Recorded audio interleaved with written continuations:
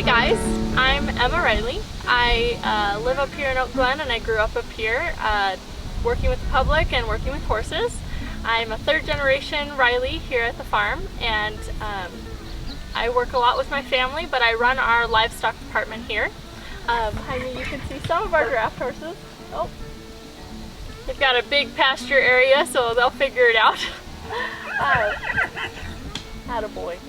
I run our draft horse department and our animal operations here. We do a lot of different stuff with animals. We have a petting zoo, we have horseback rides, we've got carriage rides, and we do off-site events as well. I started giving rides for the public when I was 12, and I learned to drive horses through my brother, Seth, and his wife, Sophie.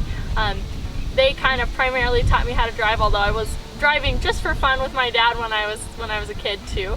And then since I started driving for the public, things have really just grown exponentially. We've grown in size of customers and our number of horses and our livestock. So now we do a little bit of everything, and I get to work with that daily, so that's really fun. I also grew up doing some business things for the farm, so now I work in a few different departments as well as the livestock. And I get to have my own horses. And I get to ride and do all sorts of different stuff, so it's a really good way to keep animals. So here we have mostly actually small horses. We have a lot of quarter horses. We have quite a few miniature horses and ponies that we do horseback rides with, but we do have the draft horses as well. We've got two teams of Percherons. They are the white team over there and the black team behind me as well. We have a team of spotted draft horses. They're half Percheron, half paint horse. And we have a team of Belgians. So draft horses come from all over the world, and each breed kind of originated in a different country. So what you'll see a lot of is Clydesdales, and that's really common. That's what people think that we have, but we have pretty much everything but Clydesdales here right now.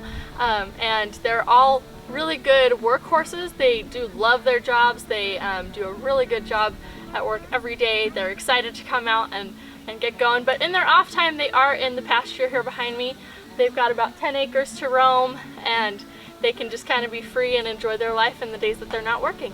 So I've been working with horses my whole life pretty much. I started out just doing trail rides with my parents, and then I did drill team and 4-H for a little while, and that really helped me with my educational knowledge of horses. And I worked at a pack station in the Sierras for about 5 summers. I worked at a ranch in Colorado, and then I kind of came back here and decided that, you know, this is where I can work with horses for myself on a daily basis as a career. So that's what I do now, and I really enjoy it. I did go to school at Cal Poly Pomona for plant science, and I just graduated in the spring with my plant science degree. And I might go back for my master's. I'm not totally sure yet, but right now it looks like my career path is definitely leading me more towards animals than towards plants. So I have 5 full-time staff members that work with the horses year-round. And that's increased a lot this year. We went from having 2 full-time staff members in years past to now having 5. And then during apple season, which is from August to November, we go from 5 staff members to right around 20 staff members working with the horses. So we get a lot of young kids that this is their first job, their first time really working with horses, and they get to come in for a season and help us out and learn how to tack up animals. They learn about the different breeds, and they work really, really hard, and I think that's good at a young age for your first job.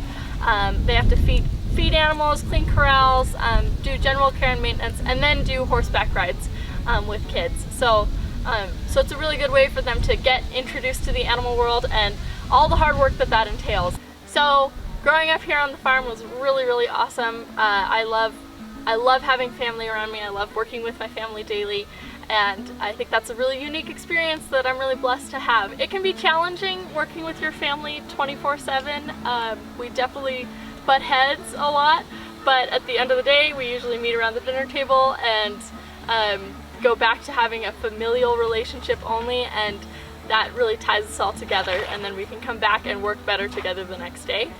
I grew up having aunts and uncles and cousins and grandparents working similar jobs all around us. So I think that makes it more enticing to stay here. I know a lot of farm families feel like it's time to get off the farm, but you know, here it feels like this is home. This is where my people are. This is where people understand what I do and can respect what I do. And so I think that's a really big positive aspect of working here. That makes it exciting to come to work every day, to see how we can better people's lives and give people a new experience in the outdoors that they may not ever be able to have again or ever be able to have anywhere else. We're in the heart of Southern California, so to be able to come from LA and come to a farm and ride a horse and take a carriage ride and pick your own apples, it's a really unique experience, and I think that makes it exciting to be here. So because of that, I think that I see myself here for the long term, at least for the next 5 to 10 years.